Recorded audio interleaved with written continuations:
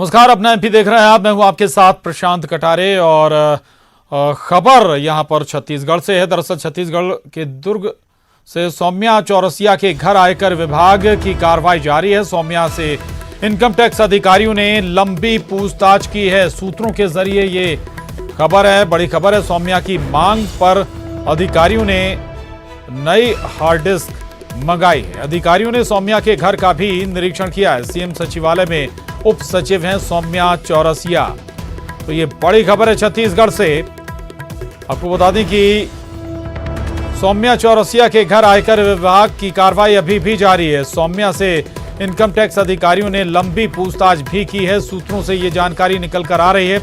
सौम्या की मांग पर हालांकि अधिकारियों ने नई हार्ड डिस्क मंगाई है। अधिकारियों ने सौम्या के घर का भी निरीक्षण किया है। सौम्या चौरसिया सीएम सचिवालय में उप सचिव के तौर पर तैनात हैं और उनके घर पर अभी भी इनकम टैक्स डिपार्टमेंट की छापेमारी जारी है। बताया जा रहा है कि सौम्या चौरसिया से लंबी पूछताछ हुई है। हालांकि सौम्या चौरसिया के आवास पर ठिकाने पर आईटी के छापे में क्या हासिल हुआ ये अभी तक साफ नहीं हो पाया, लेकिन अभी भी इनकम टैक्स डिपार्टमेंट की छापेमारी सौम्या चौरसिया के आवास पर जारी है। लेकिन सौम्या चौरसिया की मांग पर नई हार्ड डिस्क मंगाई गई है।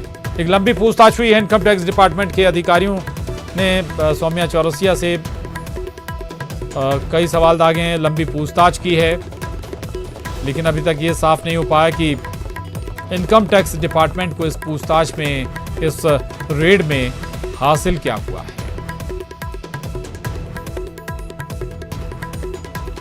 मिथिलेश हमारे साथ जुड़ गए हैं और जानकारी के साथ। मिथिलेश, सौम्या चौरसिया के ठिकाने पर छापेमारी चल रही है, पूछताछ भी बताया जा रहा है कि लंबी पूछताछ हुई है, हासिल क्या हुआ अभी तक?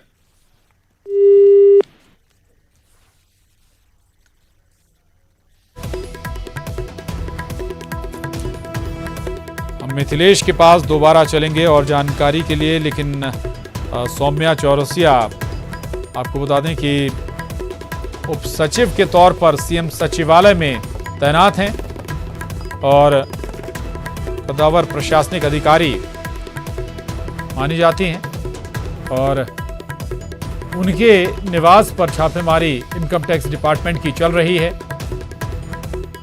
और काफ़ी बड़ी पूछताछ भी हुई है। काफ़ी देर तक बताया जा रहा है कि इनकम टैक्स डिपार्टमेंट ने सौम्या चौरसिया से पूछताछ की है। कई सवाल दागे गए हैं और हालांकि सौम्या चौरसिया की डिमांड पर नई हार्ड डिस्क मंगाई गई है। इस पूरी कार्रवाई की जानकारी एकत्रित करने के लिए और सबसे महत्वपूर्ण यह कि सीएम सचिवालय में उप सचिव हैं सौम्या चौरसिया। मिथिलेश हमारे साथ जुड़ गए हैं। मिथिलेश, क्या डिटेल? देखिए प्रशांत, करीब 12 बजे के आसपास ये आयकर विभाग की टीम पहुंची हुई थी। करीब 8 अधिकारी इसमें शामिल है, जिसमें एक महिला अधिकारी भी शामिल है। और उसके बाद से सौम्या चौरसिया सामने मौजूद थी। उसके बाद से दरवाजा खोलकर टीम अंदर घुसी हुई और लगातार कार्रवाई की जा रही है। जो ऐसी जानकारी मिल रही है कि पहले तो सौम्या चौरसिया से लगातार पूछताछ की जा रही है और अभी कुछ देर पहले की बात यदि बात किया जाए तो वो संपूर्ण घर के आसपास में छत में भी अधिकारी वहां पहुंचे थे और उन्होंने क्षेत्र का भ्रमण किया है और शायद जानकारी एकत्रित की जा रही है। और अंदर पहुंचने के बाद में, उसके बाद में जो सौम्या चौरसिया की जो मांग थी कि उनको नया पेन ड्राइव और हार्ड डिस्क उपलब्ध कराई जाए, उसके बाद ही अंदर जाया जाए। तो वो हार्ड डिस्क जो थी वो हार्ड डिस्क को अंदर लेके अभी गए हैं अधिकारीगण और हो सकता है कि उसमें कोई महत्वपूर्ण जानकारियां जो है वो हार्ड डिस्क में ली जा रही हो। तो अभी फिलहाल यदि 4 घंटे बीत गए हैं, अभी लगातार कार्रवाई जारी है और अभी तक कोई अधिकारियों के बाहर आने के कुछ जानकारी नहीं मिल पा रही है। उन्होंने हालांकि जो हार्ड डिस्क मंगाया था वो हार्ड डिस्क को अंदर भेजा गया है। प्रशांत, बिल्कुल बिल्कुल, यानी कि 4 घंटे से ज्यादा का वक्त गुजर चुका है। कई अधिकारी पूछताछ कर रहे हैं। छापेमारी का सिलसिला, रेड का सिलसिला अभी भी जारी है। सौम्या चौरसिया से क्या पूछताछ हुई है ये अभी तक सामने नहीं आया है, लेकिन बताया जा रहा है कि लंबी पूछताछ जरूर सौम्या चौरसिया से की गई है। सौम्या चौरसिया सीएम सचिवालय में उप सचिव के तौर पर तैनात हैं।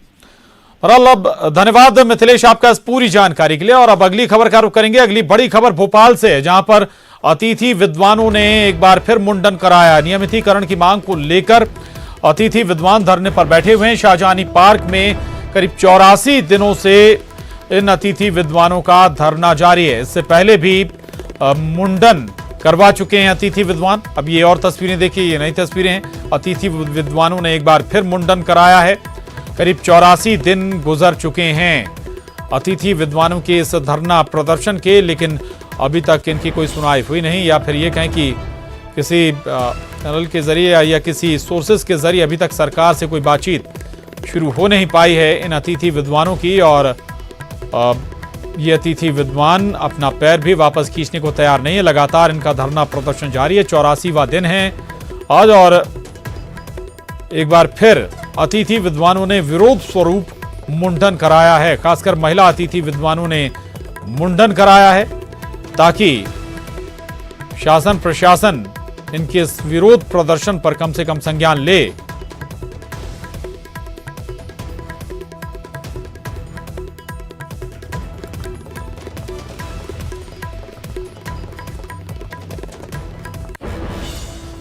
और एक और अहम खबर, बड़ी खबर भोपाल से, जहां उच्च शिक्षा मंत्री जीतू पटवारी का बयान आया है। अतिथि विद्वानों की 1200 से ज्यादा वैकेंसी हैं।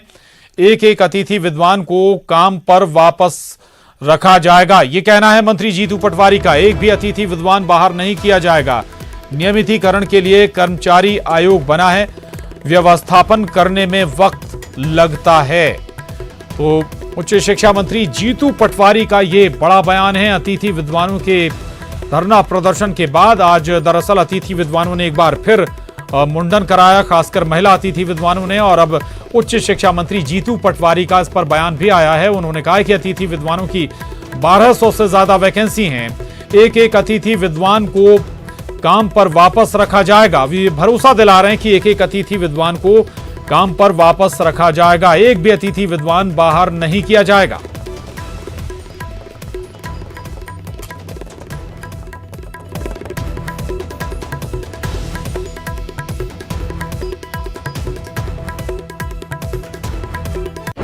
और अब अगली खबर का रुख करें। बात दिग्विजय सिंह के बड़े आरोप की और बीजेपी के पलटवार की। आज दिल्ली में मध्य प्रदेश के पूर्व सीएम दिग्विजय सिंह ने प्रदेश बीजेपी पर सनसनीखेज आरोप लगा दिए।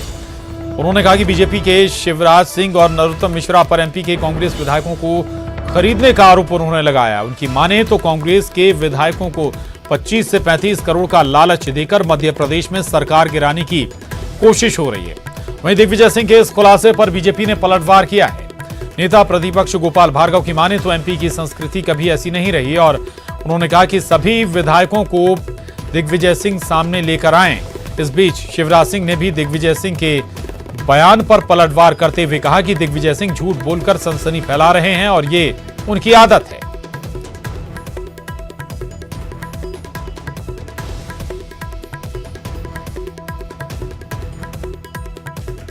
मध्य प्रदेश के पूर्व मुख्यमंत्री और कांग्रेस के सांसद दिग्विजय सिंह हमारे साथ हैं। आपने बीजेपी पर आरोप लगाया है, शिवराज सिंह चौहान, नरोत्तम मिश्रा पर वो खरीदने की कोशिश कर रहे हैं कांग्रेस विधायकों को।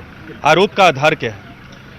आरोप का आधार यह है कि जिस दिन सरकार कांग्रेस की बनी उसके 24 घंटे में नरोत्तम मिश्रा, विश्वास सारंग, इन लोगों ने फोन करने शुरू किए, 5 करोड़ ले लो, 10 करोड़ ले लो और हमारे साथ आ जाओ जी। और उसमें कांग्रेस के विधायकों ने इस प्रकार के बयान भी दिए तत्कालीन। उसके बाद भाजपा में आंतरिक द्वंद्व मच गया था कि कौन मुख्यमंत्री बनेगा। नरोत्तम मिश्रा बनना चाहते थे, दूसरी तरफ शिवराज सिंह चौहान। इसलिए 1.25 साल तक शांति रही। अब 1.25 साल में फिर से दोनों में एका हो गया है, और एका होकर अब यह तय हुआ है कि अगर सरकार गिरती है तो शिवराज सिंह चौहान मुख्यमंत्री बनेंगे और नरोत्तम मिश्रा उप मुख्यमंत्री बनेंगे। और अब 5 करोड़ पहली किश्त, अगली किश्त राज्यसभा चुनाव पर और आखिरी किश्त अविश्वास प्रस्ताव पर, ये सारी घटनाक्रम उन्होंने तय किए हैं। लेकिन मैं उनको आगाह कर देना चाहता हूं कि मध्य प्रदेश के कांग्रेस का विधायक, एक भी विधायक बिकाऊ नहीं है, वे अपनी हरकतों से बाज आए। लेकिन कर्नाटक में ऐसा हुआ था कि आपकी पार्टी के बहुत विधायकों ने अपनी पार्टी बदल दी थी और वहां फिर दूसरी सरकार बनी। यहां नहीं हो पाएगा। सर, दिल्ली हिंसा से जुड़ा एक सवाल है। बार बार कांग्रेस पार्टी अमित शाह का इस्तीफा मांग रही है। ये भी कहना है कांग्रेस के नेताओं का कि आपका भी कहना है कि प्रो सीए प्रोटेस्ट हुआ तब ये हिंसा भड़की, हेट स्पीच का आरोप बीजेपी पर लगाया गया। लेकिन दूसरे नेता भी हैं जो इस तरह के बयान देते हैं, चाहे उमर खालिद का एक बयान आया है, अमरावती में दिया था। इसके अलावा एआईएमआईएम चीफ का, एआईएमआईएम के विधायक का बयान है। मैं कहता हूं जो भी, चाहे हिंदू हो, चाहे मुसलमान हो, चाहे किसी पार्टी का कोई व्यक्ति हो, अगर उन्होंने भड़काऊ बयान दिए हैं, भड़काऊ भाषण दिए हैं, हिंसा फैलाने के लिए लोगों को आगाह किया है या प्रोत्साहित किया है, उनके खिलाफ कार्रवाई होना चाहिए, चाहे किसी की पार्टी क्यों ना हो। स्पष्ट तौर पर केंद्र के मंत्री और माननीय सांसद खुलेआम कह रहे हैं कि देश के गद्दारों को गोली मारो सालों को, उसके बाद आज तक एफआईआर दर्ज नहीं हुई। क्यों नहीं हुई? दिल्ली पुलिस की निष्क्रियता और अकामर्यता हम लोगों के लिए चिंता का विषय है, क्योंकि राजधानी की पुलिस जो कि सीधी तरीके से गृह मंत्री के निर्देशन में काम करती है, पूरे तरीके से गृह मंत्री जी की असफलता प्रदर्शित होती है और उनका हस्तक्षेप प्रदर्शित होता है। उन्हें इस्तीफा दे देना चाहिए। एक अंतिम सवाल करूंगा आपसे। भारतीय जनता पार्टी के नेताओं का कहना है कि सोनिया गांधी के बयान से, सोनिया गांधी ने जो कहा उससे भी लोग जो हैं आवेशित हुए। क्या कहा उन्होंने? सोनिया गांधी का जो बयान है दंग उन्होंने तो कहा है कि शांति बनाए रखी, शांति की अपील की है। कांग्रेस पार्टी कभी भड़काती नहीं है। अब उनके दिमाग का कोई आकलन कर सकता है क्या? फितूरी चलता रहता है। मैं इतना ही कहना चाहता हूं, दिग्विजय सिंह यदि किसी विधायक की बोली लगाते हैं तो इससे बड़ा अपमान लोकतंत्र में, प्रजातंत्र में चुने हुए प्रतिनिधि का कोई नहीं हो सकता, और मैं इसकी निंदा करता हूं। ये जो विधायकों के लिए 5 करोड़ 25 करोड़ की बात हो रही है, मध्य प्रदेश में ना कभी ऐसी संस्कृति रही है और न कभी बनेगी। भारतीय जनता पार्टी के विधायक चट्टान की तरह मजबूत हैं। वो अपनी पार्टी जाने, उनकी पार्टी के अंदर कितने गुट हैं, कितने उपगुट हैं, इसके बारे में वो खुद को संभालें। लेकिन हमारी पार्टी जो है वो चट्टान की तरह, जैसे मैंने कहा। लेकिन विधायकों की इस प्रकार से बोली लगाना, इस प्रकार से उनको रुपयों से तोलना, मैं मान के चलता हूं ये सबसे बड़ा अपमान है लोकतंत्र का। ये किसी भी नेता के लिए नहीं करना चाहिए। वो कह रहे तथ्य उनके पास, सबूत है, तथ्य है उनके पास, लाए नहीं, सामने लाए। कौन विधायक ऐसे हैं, किसने उनसे संपर्क किया, क्या है क्या नहीं है। देखिए, कांग्रेस पार्टी स्वतः बहुत बड़े विश्वास के संकट से जूझ रही है। इतने गुट हैं उनके अंदर के उनको शंका लगी रहती है कि ये गुट के लोग न खिसक जाएं, फला गुट के लोग न खिसक जाएं। मैं किसी का नाम नहीं लेना चाहता, और इसी की जो परिणति है वो इस प्रकार के बयानों से होती, जैसा दिग्विजय सिंह के। सर, अलग अलग गुट के जो आप बता रहे हैं, तो क्या कोई संपर्क में है क्या सर बीजेपी? मेरे संपर्क में कोई नहीं है, ना मैं संपर्क इस तरह से करता हूं। आत्मा की आवाज पे जिसको साथ में आना हो। उधर दिग्विजय सिंह के आरोपों पर नरोत्तम मिश्रा ने पलटवार किया है। न्यूज 18 पर नरोत्तम मिश्रा का बयान आया है। फोबिया से ग्रसित हैं दिग्विजय सिंह, ये कहना है नरोत्तम मिश्रा का। और उन्होंने ये भी कहा कि दिग्विजय सिंह ब्लैकमेलिंग करते हैं।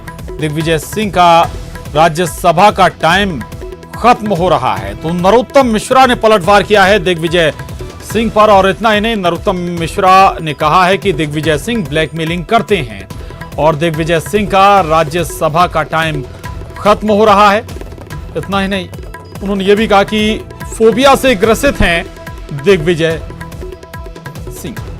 तो एक तरफ दिग्विजय सिंह गंभीर आरोप लगा रहे हैं और उसमें सीधे तौर पर अगर वो किसी का नाम ले रहे हैं तो वो शिवराज सिंह चौहान और नरोत्तम मिश्रा का नाम ले रहे हैं। कह रहे हैं कि कांग्रेस के विधायकों को तोड़ने की कोशिश हो रही है। हॉर्स ट्रेडिंग का आरोप दिग्विजय सिंह, शिवराज सिंह चौहान और नरोत्तम मिश्रा पर लगा रहे हैं। इस पर जवाब दिया है नरोत्तम मिश्रा ने।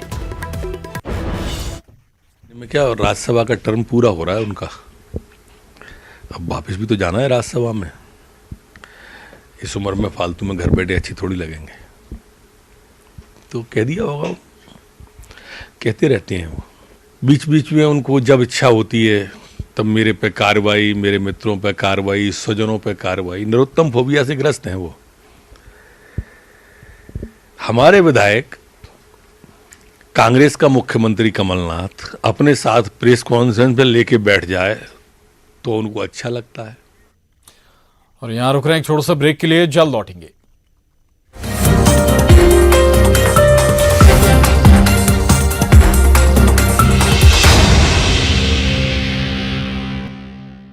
ब्रेक बाद अगली खबर का रुख करते हैं। आगर मालवा में आज मंत्री पीसी शर्मा और मंत्री जयवर्धन सिंह ने प्रेस कॉन्फ्रेंस की, जिसमें उन्होंने पत्रकारों से बात करते हुए बताया कि आगर स्थित बैजनाथ धाम के विकास के कामों के लिए सरकार की तरफ से 5 करोड़ रुपए दिए जाएंगे और 863 करोड़ के विकास कार्यों के भूमि पूजन और लोकार्पण भी किए जाएंगे। उन्होंने ये भी बताया कि आगर में भोपाल के वीआईपी रोड की तरह ही सड़क बनाई जाएगी।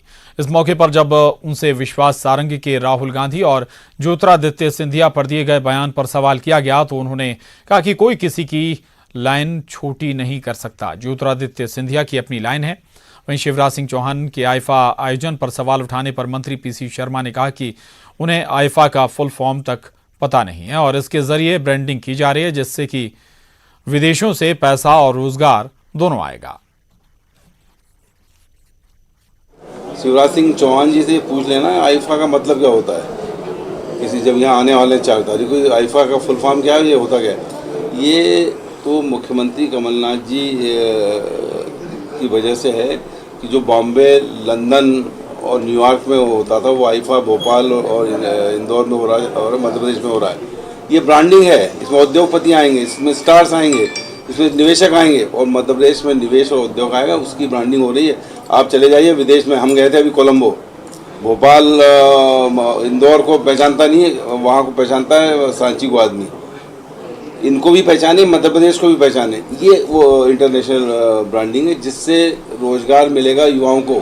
लाइन कभी किसी की छोटी कोई नहीं कर सकता। राहुल गांधी की लाइन जो है बड़ी, वो बहुत बड़ी है, उसको कोई कुछ कर नहीं सकता। और सिंधिया जी की जो लाइन बढ़ती हुई लाइन है उसको कोई रोक नहीं सकता। वही खबर भोपाल से, जहां उच्च शिक्षा मंत्री जीतू पटवारी का बयान आया है। आगर और जौरा उपचुनाव पर बोले मंत्री जीतू पटवारी, कांग्रेस पूरी ताकत से चुनाव लड़ेगी और जीतेगी भी। बीजेपी अपनी तैयारी करे लेकिन कांग्रेस भारी मतों से चुनाव जीतेगी। दोनों विधानसभा चुनाव में मंत्री जीतू पटवारी जीत का दावा कर रहे हैं। उन्होंने कहा कि 1 साल में किए गए कामों को जनता के पास हम लेकर जाएंगे और पूरी ताकत से कांग्रेस दोनों उपचुनावों की तैयारी कर रही है। हमने 1 साल में वचन पत्र के लगभग 75% वचन पूरे किए हैं और किसान, रोजगार, समृद्ध एमपी के लिए कमलनाथ सरकार ने काम किया है। तो ये बयान उच्च शिक्षा मंत्री जीतू पटवारी का है। दरअसल जीतू पटवारी ने आगर और जौरा उपचुनावों के मद्देनजर ये बयान दिया है। मंत्री जीतू पटवारी ने कहा है कि पूरी कांग्रेस ताकत से चुनाव लड़ेगी और जीतेगी भी। पूरी ताकत से चुनाव हर हालत में हमारे कार्यकर्ता और परिवार के लोग चुनाव की तैयारियां करेंगे और कर रहे हैं। हमने जो 1 साल में लगभग वचन दिए थे 75-76% वचन हमने पूर्ण किए हैं। मैं मानता हूँ वो चाहे किसानों की बात हो, चाहे आम जन की सहूलियतों की बात हो, चाहे युवाओं के लिए आगे के भविष्य की बात हो या समृद्ध मध्य प्रदेश बनाने की बात हो, कमलनाथ जी ने पूरी ताकत से, पूरा समर्पण के साथ सेवा की है। आगर और मालवा का चुनाव, क्योंकि संगठन पूरी मुस्तैदी से हम अपनी बातों को लेके जाएंगे और हम चुनाव जीतेंगे। मैं मानता हूँ कि भारतीय जनता पार्टी भी चूंकि विपक्ष में है तो वो भी उनका भी दायित्व निभा रहे हैं, कोई बात नहीं, पर अल्टीमेटली विजय बड़े बहुमत से कांग्रेस। बहरहाल इस बुलेटिन में बस इतना ही। खबरों का सिलसिला लगातार जारी है।